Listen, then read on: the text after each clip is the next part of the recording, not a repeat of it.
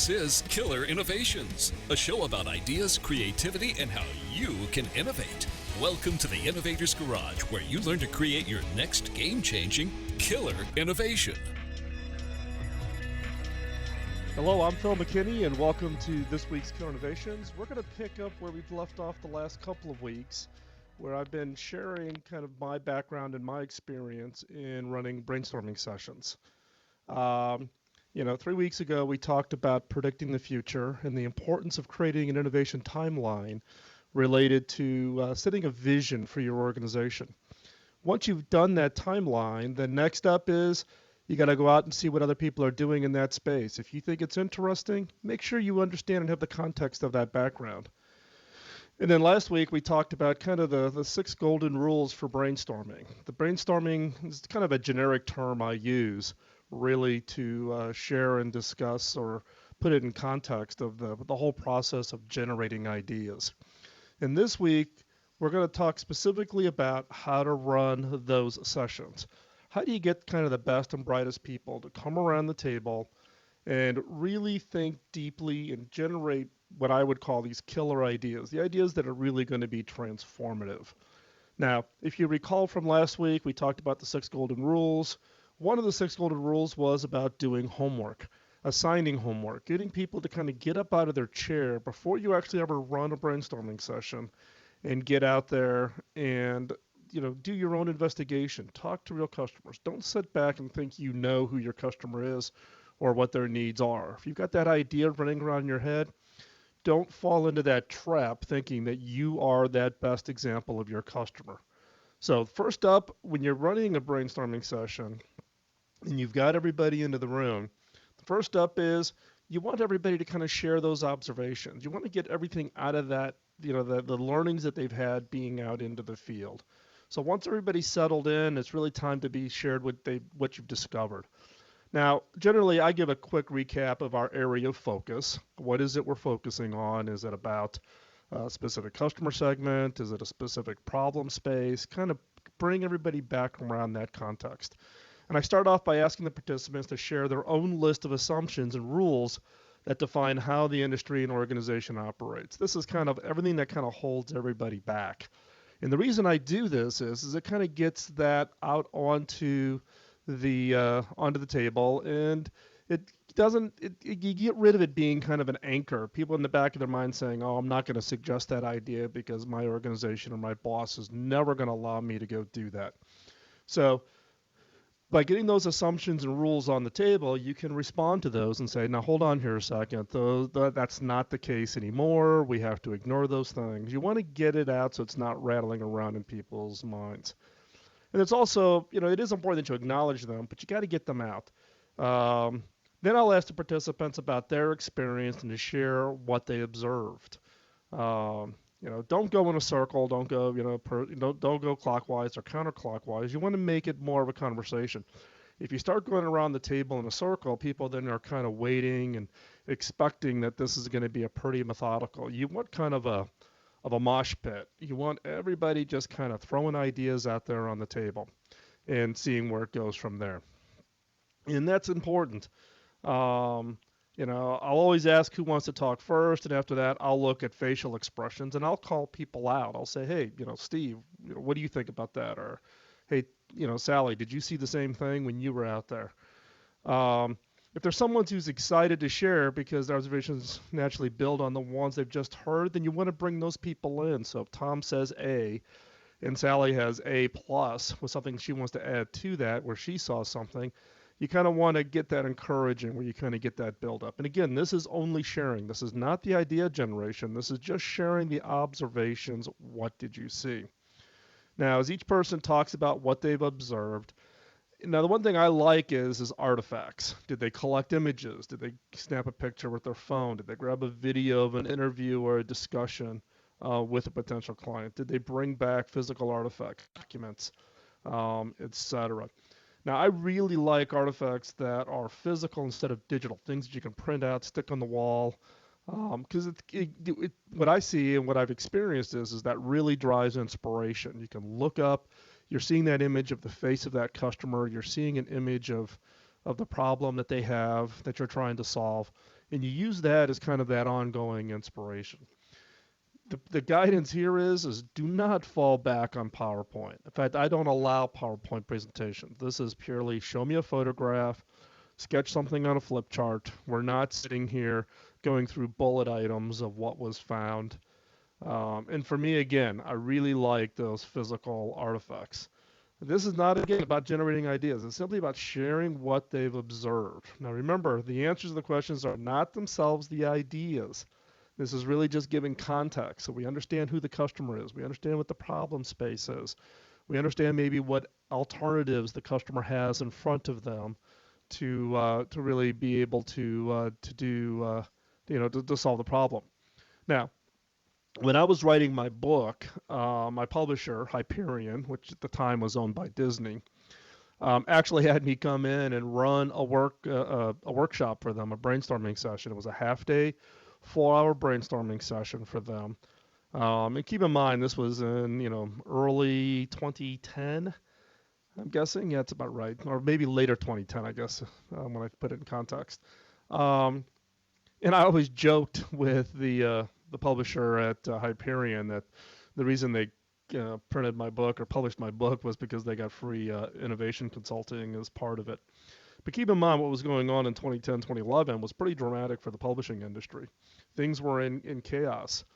And so part of the homework assignment that I assigned to the Hyperion team, the entire editing team, the publishers, people in charge of each of the sections, whether it be fiction, nonfiction, business, we challenged them to really think about what is it my customer does not like about buying my product.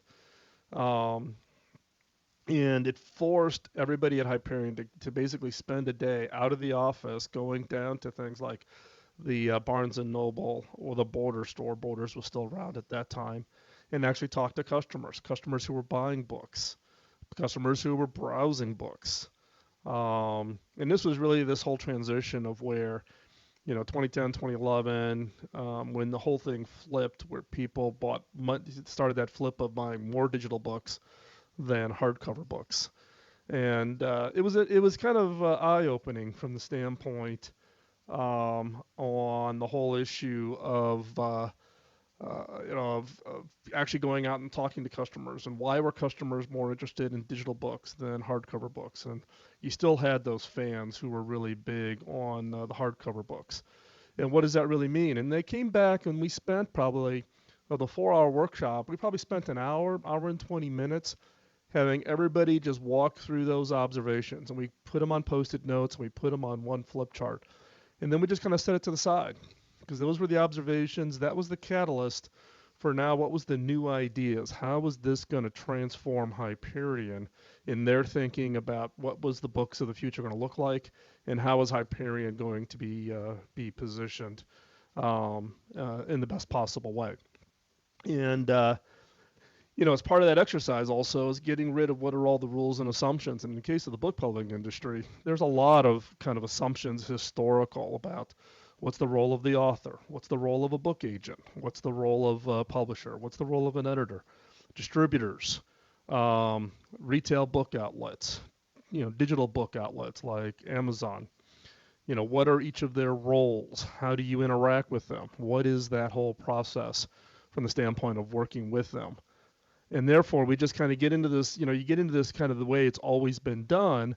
And in this case, with this workshop that I did for Hyperion, it really was about dismantling those assumptions and really taking a hard look at what does it really take to basically disrupt the entire book publishing industry. Now, Hyperion had the additional challenge in the fact that it wasn't really truly independent. It was a subsidiary division of Buena Vista Publishing, which was owned by Disney. So this big hierarchy of a company that had other areas that it was responsible for. So when you start throwing out assumptions, people tend to kind of hold back. But this was an opportunity for you to kind of suspend disbelief, take a look at whatever is possible out there, and really try to transform the business overall. And as a result, there was some pretty interesting topics and ideas, and we're going to talk more about those as we go in. Because coming up next, we're going to talk about Ideation, what's the actual process of generating the ideas. Then we're going to talk about how do you go through the whole process and pulling all that together. And then ultimately, how do we get into ranking? How do we rank ideas? And that's critical from the standpoint of knowing which are the best top ideas that you're going to go work on. Because needless to say, you're going to come up with hundreds of ideas, but the ultimate result is the fact that you're going to have to rank those ideas. So we come right back. We're going to pick up talking about idea generation.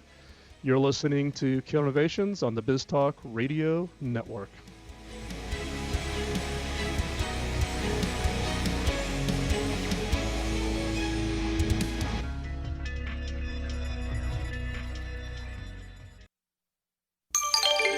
BizTalk Radio.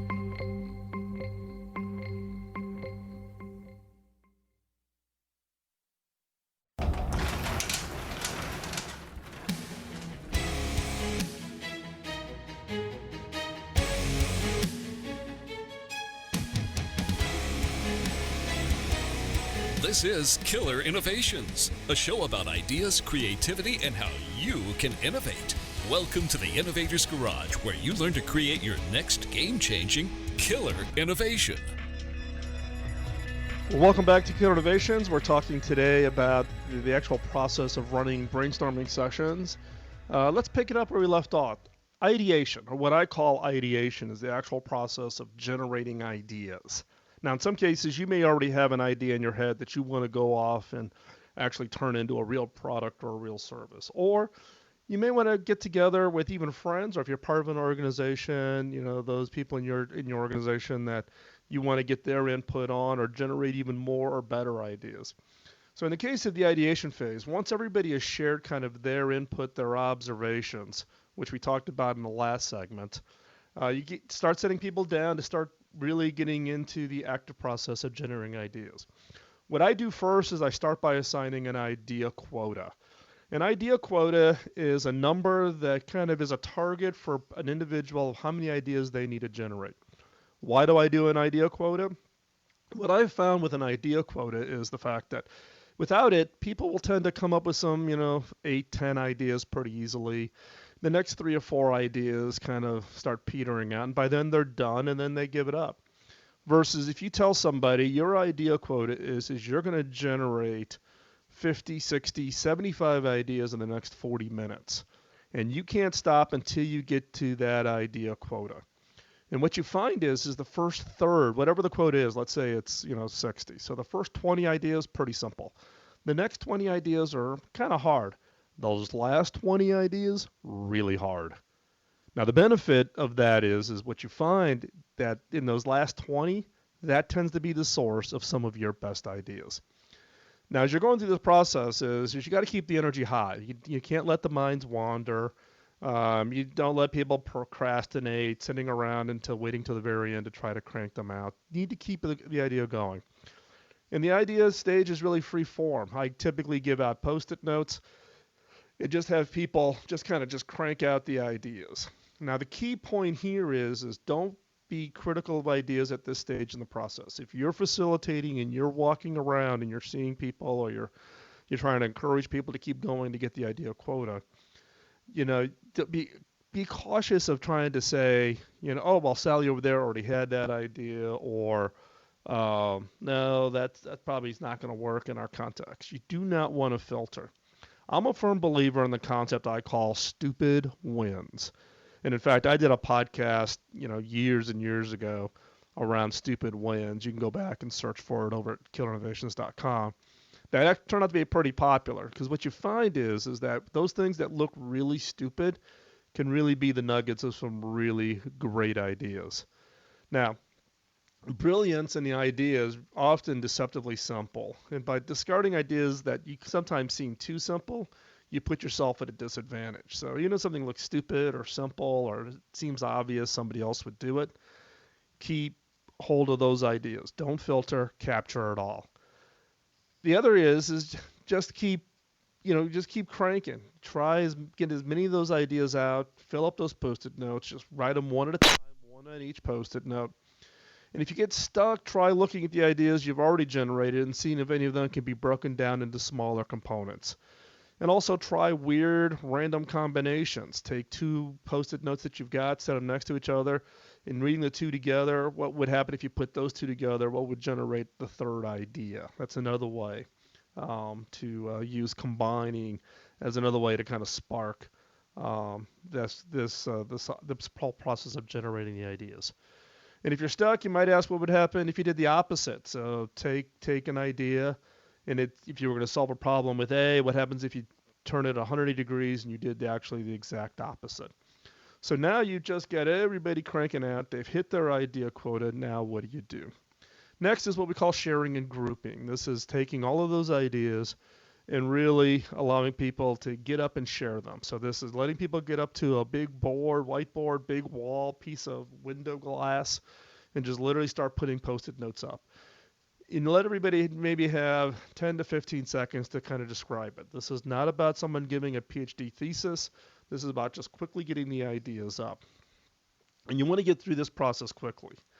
And then you start the process to group the post-its together. So if 2-3 people came up with the same idea, put those 3 post-its together. If it's maybe not identical, but it's kind of in a similar theme, place it geographically close. Not maybe right on top of it, but kind of close to say this is kind of a grouping. And then once everybody has it up and they have it posted, and everyone's kind of gone through this grouping exercise, then ask the person who's probably most passionate about a group to name it. Come up with a 1, 2, maximum 3-word name for that group, because that's what's going to be the descriptor that you're going to use going forward as we go into the ranking exercise or ranking process, which is next. Get rid of any duplicate ideas at this point. Stack them up on top of each other, or just remove them so you just have one post-it for the idea. And in some cases, I'll run the ideation session over multiple days, because what I have found is the first day I'll generate some ideas and maybe around one core question. And then letting people think about it overnight and coming back with maybe a different question, but kind of in the same theme area. People have had a chance to percolate it overnight. They've had a chance to actually think about it. They've been, they got into the shower. And what you find is that subconscious really can open up some new and some really great and interesting ideas. There's an example of Elias Howe, who actually invented the whole process of sewing machines and how sewing machines sew and the needle design. And it was a process of where he worked on it, went to bed, his subconscious worked on it, and overnight he had a dream of being attacked by natives with spears. And he looked at the tip of the spears in this dream, and it gave him the idea for what we now know is the fundamental process of the needles and sewing, what's in sewing machines today. So let that subconscious work. And so in this case, now you've taken all of your ideas, now you've grouped them all together, and you've named those groups, whether you do it as a 1-day process or you do it as a 2-day process. So now you've got this all grouped together. Next up, we're going to talk about how do you rank them, because ranking is critical from the standpoint that you've got to put them, and you got to be able to identify what are the top 2 or 3 ideas. So, and don't worry, I know you're all probably trying to take frantic notes as I'm going through this description. We're going to create a document, a PDF that you can download over at the site. It's killerinnovations.com/brainstorm. And we'll make this and all the details of how to actually run the workshop available in that effort. So go over at killerinnovations.com/brainstorm, and you can download the PDF document. Next up, we're going to talk about the ranking system and how the ranking works and how do you get to those best ideas. So stay right there. We're going to be right back. This is Phil McKinney on Killer Innovations on the BizTalk Radio Network.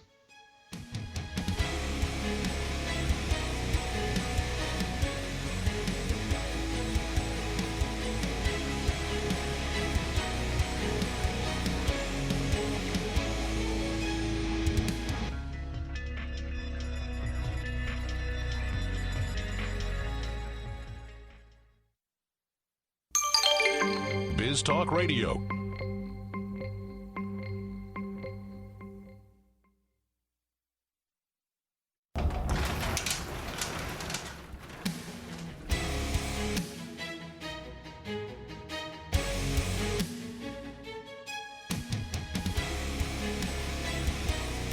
This is Killer Innovations, a show about ideas, creativity, and how you can innovate. Welcome to the Innovator's Garage, where you learn to create your next game-changing killer innovation. Welcome back to Killer Innovations. We're going to continue on where we left off, talking about how do you run ideation sessions? How do you run the process of getting a group of people together to generate ideas? So in the segment one, we talked about the whole process of homework and people getting out of their chair and doing observations before you actually bring them in to run a session. The last segment of the show, we talked about the whole process of ideation. How do you actually generate those ideas? In this segment, we're going to talk about ranking or voting or prioritizing the ideas. Now, typically in a group of 8 to 10 people, in a 45-minute to 1 hour session, you're going to generate upwards of a couple hundred ideas. What do you do with a couple hundred ideas? In the past, you would type them all up, send them out as an email, and then nothing happens. This next step is probably the most critical step when it comes to running a brainstorming session. Now, before we start talking about ranking, I want you to think about group dynamics for a second. Now, ideally, you have somewhere between maybe 5 or 10 people participating in the group. Now, these people are drawn from all over your company or your organization, including but not limited to engineering, marketing, even maybe some executives. Some of them may be senior enough to be perceived as, quote, the boss. Now, all of them have their own biases and filters for sorting out ideas, right? It's either pet projects or their history or something that they're familiar with. And so the question is how do you bring those in? Now, as a result, what I find that works best is passing out ballots and having the group members score ideas and hand in their votes privately. Don't ask for a show of hands and don't take people's votes verbally. You want your participants to feel empowered to have an opinion, not just echo the boss's opinion. Now, don't put them in a situation where they have to feel foolish for disagreeing either with their peers. Now, the ranking system is relatively simple. When I was CTO at Hewlett-Packard, we had to deal with 3,000 to 4,000 ideas a year that came floating in. And there's no way we could have a really, exhaustive kind of ranking process. And just out of experience, we boiled it down really to 5 questions that we used. And it proved to be pretty accurate at identifying those ideas that are going to have the biggest impact, be transformative, be game-changing. So I used this 5-question scoring system to really sort out these best ideas. Now, it's important that you make the commitment and follow through on taking the 2 or 3 best ideas and developing them into a proposal. Just don't do the ranking and then let it die. Commit to the team that you're going to take the top 2 or 3 ideas and you're actually going to do something with it. Now, bear in mind that the questions I use are aimed at business. If you're working the killer questions in other areas such as nonprofits, education, etc., you need to come up with your own criteria. And now, if you do this, and if you follow the 5 questions I propose, keep in mind that the first 3 ranking questions are about the quality of the idea. So how good is this idea? How transformative is this idea going to be? The 4th and 5th question are about whether you see a path to making the idea in question happen and whether it's really a meaningful endeavor for the organization. Now, one final note, depending on the size of your workshop, you may end up with more ideas than you can individually rank.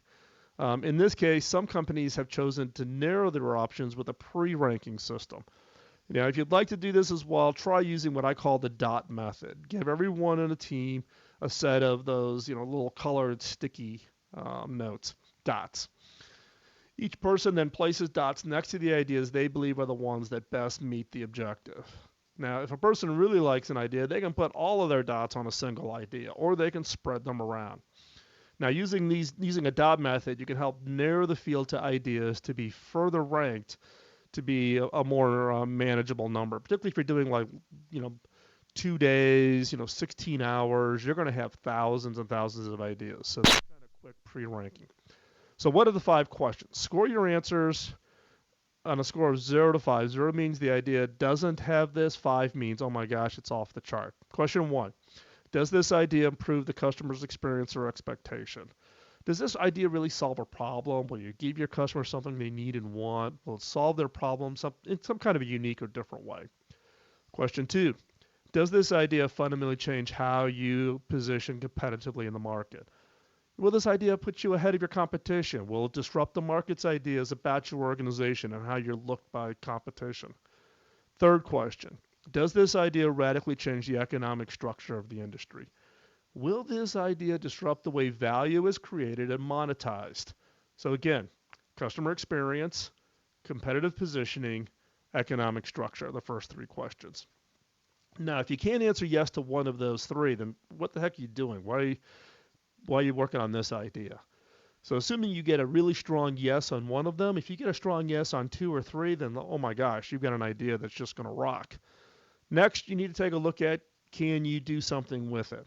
So question number 4, do you have a contribution to make? Do you have any experience or expertise to bring to the problem, right? Look, when I was CTO at Hewlett Packard, we had $4 billion in R&D spend. We had 47,000 engineers. We could go do lots of things. We could go do oil exploration if we wanted to. We had no contribution to make in that space. So do you have a contribution, something that leverages your core positioning in your marketplace, core technology, core expertise? And then the last question, will this idea generate sufficient margin? Now, if you notice, this is the last question, not the first question. And in fact, I don't even look for a spreadsheet or any kind of financials. Why? Because a lot of organizations want to focus on ROI, that return on investment. But the fact is I, as good as anybody else, I can make a spreadsheet say anything. Now, in reality, if you had a strong yes in the first three questions, in customer experience, competitive positioning, and the economics of the industry, if you had a strong yes in one of those, odds are I think you're going to find a business model that's going to be sufficient. So I'm less focused on the ROI as I am just thinking about what the business model is around it. So when we talk about generate sufficient margin, it is really around what's the business model? How are customers willing to pay for this? Are they willing to pay for this? Do they do value payments? Or do they view it purely as a cost savings? How do they think about it? How are you going to do this? Now, what I have found is you score each one of those 0 to 5. Maximum score from any one individual is 25 points. Minimum of 8 people, assuming you're voting anonymously. My experience is the top 2 to 3% ideas will stand out on top. There's a huge gap, and then there's the rest of the ideas. And so in this case, now you've got the top 2 or 3 ideas. Do not make the mistake of saying, okay, we're done, because you're not done. You just identified the top 2 or 3 ideas. And those are really the deliverables to the executives you have to answer to. Right? Your commitment was to run a brainstorming session to come up with ideas. You now have the top 2 or 3 ideas. Now you have to convince management to go do something with it. Or if you're a startup, do something with those ideas. Go out and test them. Go out and talk to customers. Go out and do some validation.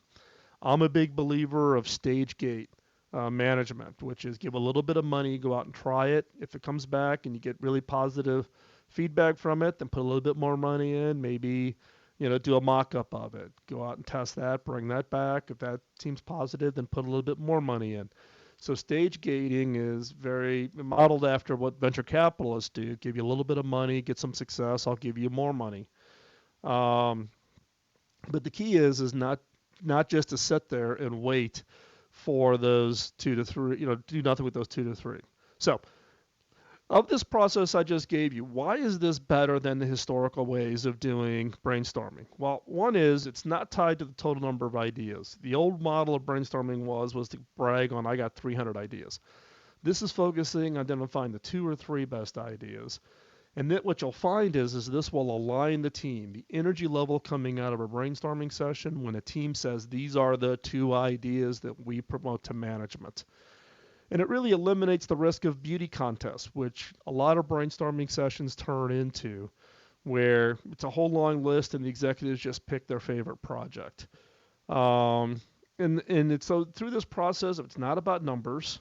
It's not about the beauty contest. It's about selecting the best 2 or 3 ideas and to get then management to align and actually go do something. So sometime in a future broadcast, we'll talk about how do you take these and actually drive execution. Now remember, I'll put all this into a document on exactly how I run it, including timelines, etc., in a PDF. And you can get it over at killerinnovations.com/brainstorming, and it'd be free. You can download it and use it. So stay tuned. When we come back, we are going to talk about the killer question of the week. And it's going to tie right into what we've been talking about with regards to how do you actually execute now that you've got these great ideas. So stay right where you're at. When we come back, we'll pick up where we left off. This is Phil McKinney, and you're listening to Killer Innovations on the BizTalk Radio Network.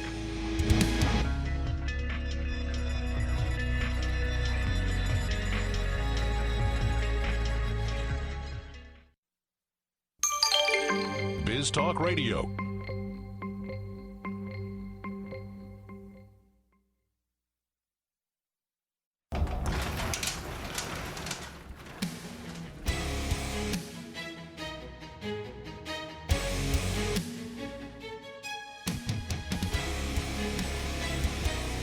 This is Killer Innovations, a show about ideas, creativity, and how you can innovate.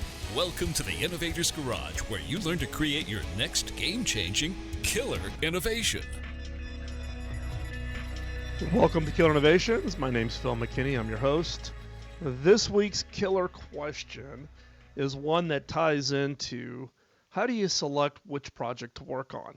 Now, killer questions are those questions that cause you to look at problems in a unique and different way. You don't want to stop at the obvious answer. The real purpose of a killer question is to cause you to look at something and go beyond that first obvious answer and look at the non-obvious answers. Because face it, your competition stops at the first obvious answer, and that's what they execute. If you want to be different, if you want to be unique, if you want to have a really true game-changing innovation, you got to get beyond the obvious. So this week's killer question is what are the criteria to select research and development projects? Now, you can change the word research and development to say, what's the criteria to select new products? What's the criteria to select new services? What's the criteria to do anything within your organization? Now, the question is what is the criteria that allows you to, or gives you the confidence to go after an idea that's worth pursuing? Now, we all have our own set of selection criteria, and the one that most organizations look for is profits. However, selecting a course of action based solely on ROI can be limiting. And we just talked about this in the previous segment, using the 5 questions to do one level of ranking. Now, if you're doing something really innovative, how on earth can you determine what the margins will be at the early stage products, right? This gets into an ROI analysis and why I do not believe in ROI analysis in the early stages of idea selection. Because look, if it's something truly transformative, truly innovative, the fact is that you're not even going to know. It's purely a guess as to what your revenue number is and what your margin is going to be. But the challenge is, particularly in larger organizations, is they will typically filter out new ideas based solely on whether they meet some form of financial projections. Then you're going to miss some really great, perhaps groundbreaking concepts. As mentioned in the early segment, when you get to the ranking activity, ROI should not be the first filter. In fact, that's why I make it the 5th question. Get through, does this change the customer's experience and expectation? Is this going to change the competitive positioning? Is this going to change the economic structure in the industry? Do I have a contribution to make? And once you answer those questions, then and only then do you think about, is this going to generate sufficient margin? Now, we can probably all tell stories over a few drinks about some of the stupid stuff our leadership has done in respective to each of our own organizations about how they make their selection process. But I'm going to use HP as an example, but in this case, HP having done the right thing. When HP first got into printers, it seemed like really a tiny, not a particularly interesting category. Dot matrix printers were going really well. Laser printers were really, really expensive. But now it's one of the highest profit producing businesses. So in the early days, if you did an ROI analysis, HP should never have gotten into printers. There was no path, and it took years and years and years and years to build it up. But now, again, it's one of the highest profit-producing businesses in HP. Now, if they'd said, "Nah, not doing it. It's too small to be worth it," it would have been a catastrophic mistake. The printer division isn't the first example of where HP has made the tough call. Back in 1968. Bill Healard wanted to get HP into calculators. Now, he took the idea to the marketing team, and they said, "Don't do it. No one's going to pay that much for a very expensive calculator." In this case, it was going to be $300 in 1968 dollars. And Bill said, "I don't care. I personally want one," and he made the decision to create it. And that product was the catalyst for transforming HP from a test and measurement company into a computer company, and actually established HP's retail distribution. This was the first product that was aimed at consumers for HP, and that became the basis now where HP controls about 11% of all consumer electronic retail shelf space around the world. Now, I had the personal experience that the ROIs can be quite misleading. We've all been part of the whole process of coming up with or being part of management's decisions not to do an idea because of some financial analysis, right? Now, I use the HP printer example as a positive. Nowadays in HP, or at least when I was still there, it can actually be viewed as a negative, right? There used to be a metric that was used to say HP was only interested in ideas that were generating at least a minimum of $1 billion, and it had a gross margin equivalent to printers and ink.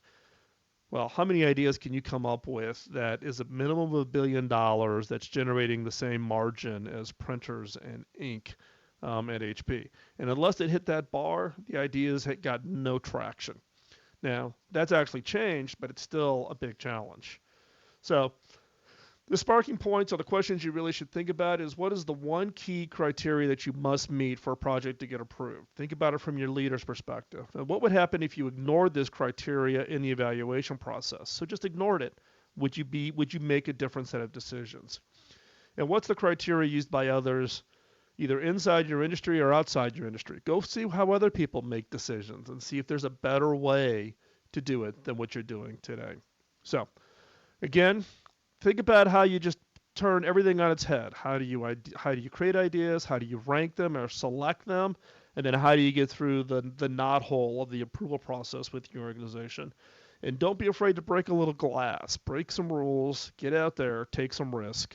Believe me, I've broken a lot of glass over my career, and I can tell you it's a lot better on the other side, both from self-satisfaction and in some cases, and in fact, in my case, every case I've done it, it is proven out to be really transformative to the organization. So thank you for listening. We're still in our temporary situations with the new studios under construction. We'll be in the new studio here hopefully by the end of the month.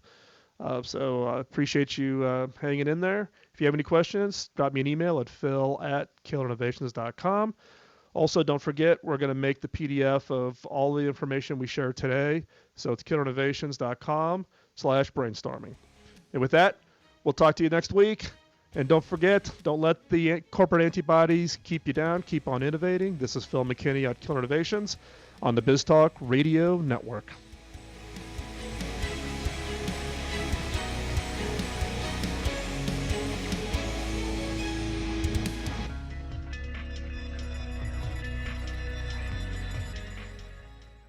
The opinions you hear on Biz Talk Radio are those of the hosts, callers, and guests, and do not necessarily reflect those of this station, Biz Talk Radio, its management, or advertisers. The information on Biz Talk Radio does not constitute a recommendation, offer, or solicitation to buy or sell any product or service. If you have any questions about Biz Talk Radio, contact us at 817-274-1609 or at biztalkradio.com. Biz Talk Radio.